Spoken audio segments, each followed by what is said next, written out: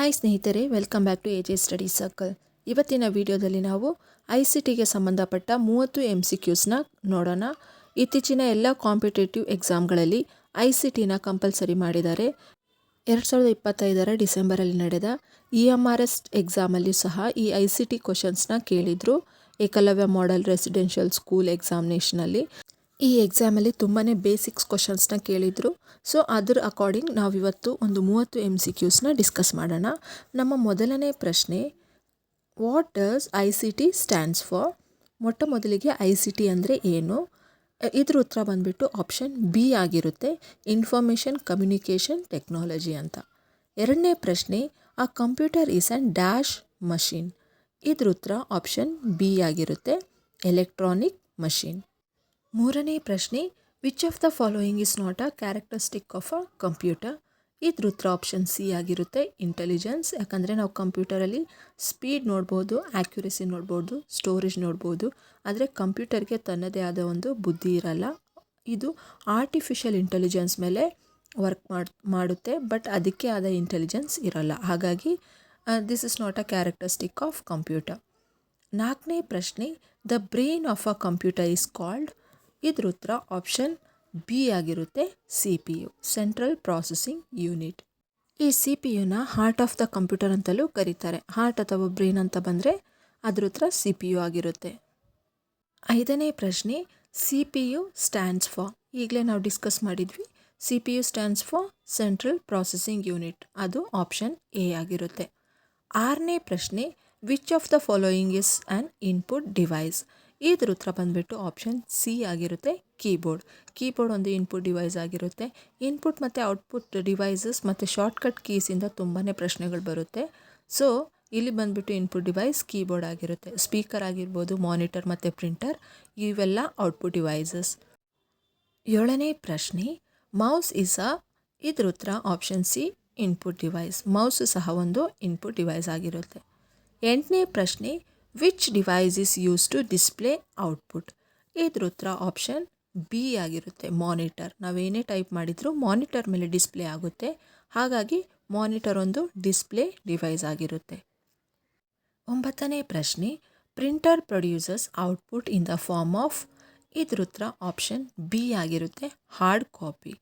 ನಾವು ಪೇಪರ್ ಮೇಲೆ ಪ್ರಿಂಟ್ ಮಾಡಿ ಕೊಡುತ್ತೆ ಈ ಪ್ರಿಂಟರ್, ಅದನ್ನು ನಾವು ಹಾರ್ಡ್ ಕಾಪಿ ಅಂತೀವಿ. ನಾವೇನೆಲ್ಲ ಟೈಪ್ ಮಾಡ್ತೀವೋ ಮಾನಿಟರಲ್ಲಿ ಅದನ್ನು ನಾವು ಸಾಫ್ಟ್ ಕಾಪಿ ಅಂತ ಹೇಳ್ತೀವಿ.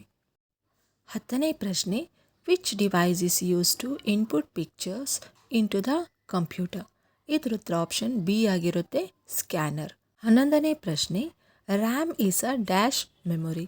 ಇದ್ರ ಉತ್ತರ ಆಪ್ಷನ್ ಸಿ ಆಗಿರುತ್ತೆ, ಟೆಂಪರರಿ ಮೆಮೊರಿ. ಮತ್ತು ರಾಮ್ ಬಂದುಬಿಟ್ಟು ಪರ್ಮನೆಂಟ್ ಮೆಮೊರಿ ಆಗಿರುತ್ತೆ. 12ನೇ ಪ್ರಶ್ನೆ, ರಾಮ್ ಸ್ಟ್ಯಾಂಡ್ಸ್ ಫಾರ್? ಇದ್ರ ಉತ್ತರ ಆಪ್ಷನ್ ಬಿ ಆಗಿರುತ್ತೆ, ರೀಡ್ ಓನ್ಲಿ ಮೆಮೊರಿ. 13ನೇ ಪ್ರಶ್ನೆ, which is a secondary storage device?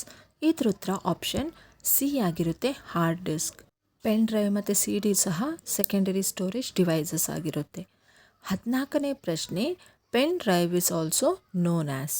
ಇದ್ರ ಉತ್ತರ ಆಪ್ಷನ್ ಬಿ ಆಗಿರುತ್ತೆ, ಫ್ಲ್ಯಾಶ್ ಡ್ರೈವ್. ಪೆನ್ ಡ್ರೈವ್ನ ಮತ್ತೊಂದು ಹೆಸರು ಬಂದುಬಿಟ್ಟು ಫ್ಲ್ಯಾಶ್ ಡ್ರೈವ್ ಆಗಿರುತ್ತೆ. 15ನೇ ಪ್ರಶ್ನೆ, which storage device has the largest capacity? ಇದ್ರ ಉತ್ತರ ಬಂದುಬಿಟ್ಟು ಆಪ್ಷನ್ ಸಿ ಆಗಿರುತ್ತೆ, ಹಾರ್ಡ್ ಡಿಸ್ಕ್. ನಾವು ಹಾರ್ಡ್ ಡಿಸ್ಕಲ್ಲಿ ಸಾಕಷ್ಟು ಐಟಮ್ಸ್ನ ಸೇವ್ ಮಾಡಿ ಇಟ್ಕೋಬಹುದು. 16ನೇ ಪ್ರಶ್ನೆ, software is a set of? ಇದ್ರ ಉತ್ತರ ಬಂದುಬಿಟ್ಟು ಆಪ್ಷನ್ ಬಿ ಆಗಿರುತ್ತೆ, programs. Software is a set of programs. 17ನೇ ಪ್ರಶ್ನೆ, ವಿಚ್ ಇಸ್ ಸಿಸ್ಟಮ್ ಸಾಫ್ಟ್ವೇರ್?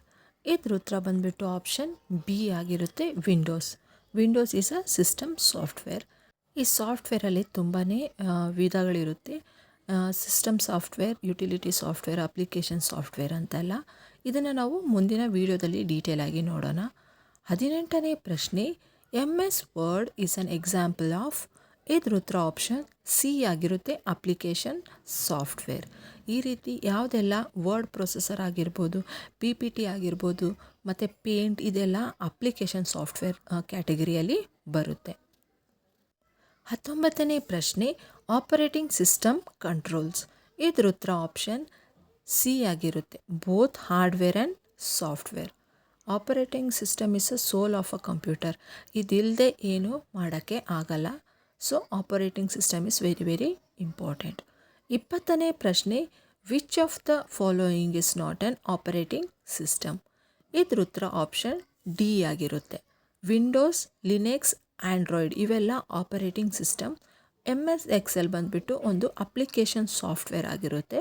ಹಾಗಾಗಿ which is not an operating system ಅಂದರೆ ಇದರಲ್ಲಿ ಉತ್ತರ ಬಂದುಬಿಟ್ಟು ಆಪ್ಷನ್ ಡಿ, MS Excel. 21ನೇ ಪ್ರಶ್ನೆ, internet is a network of.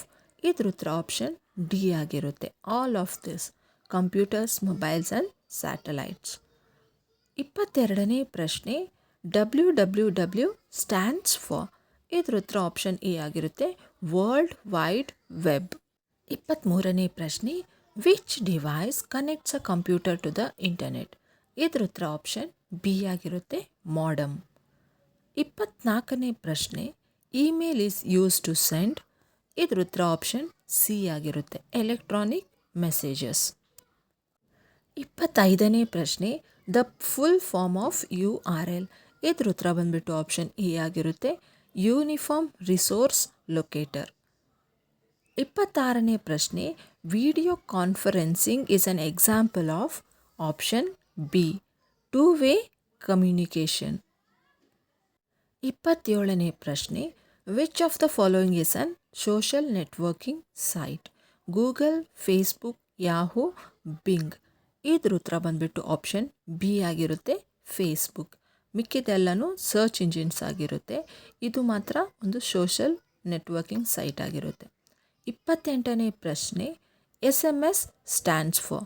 ಇದ್ರ ಉತ್ತರ option B, short message service. 29ನೇ ಪ್ರಶ್ನೆ, WhatsApp is used for. Only calling, only texting, communication, programming. ಇದ್ರ ಉತ್ತರ ಆಪ್ಷನ್ ಸಿ ಆಗಿರುತ್ತೆ. ಕಮ್ಯುನಿಕೇಷನ್. 30ನೇ ಪ್ರಶ್ನೆ, ICT ಹೆಲ್ಪ್ಸ್ ಇನ್. ಇದ್ರ ಉತ್ತರ ಬಂದುಬಿಟ್ಟು ಆಪ್ಷನ್ ಡಿ ಆಗಿರುತ್ತೆ. ಆಲ್ ಆಫ್ ದಿಸ್ ಎಜುಕೇಷನ್ ಇರ್ಬೋದು, ಕಮ್ಯುನಿಕೇಷನ್ ಇರ್ಬೋದು, ಬಿಸ್ನೆಸ್ ಎಲ್ಲದರಲ್ಲೂ ನಾವು ICTನ ಯೂಸ್ ಮಾಡ್ತೀವಿ. ಸೊ ಇಲ್ಲಿಗೆ ನಮ್ಮ 30 MCQs ಎಂಡ್ ಆಗುತ್ತೆ. ಸೊ ಇವತ್ತಿನ ವಿಡಿಯೋ ನಿಮಗೆ ಹೇಗೆ ಅನ್ನಿಸ್ತು ಅಂತ ಕೆಳಗಡೆ ಕಾಮೆಂಟ್ ಬಾಕ್ಸಲ್ಲಿ ತಿಳಿಸಿ. ಮತ್ತು ಹೆಚ್ಚಿನ ಇಂತಹ ವಿಡಿಯೋಗಾಗಿ ಚಾನಲ್ನ ಸಬ್ಸ್ಕ್ರೈಬ್ ಮಾಡಿ. Thank you for watching. See you in next video. Bye.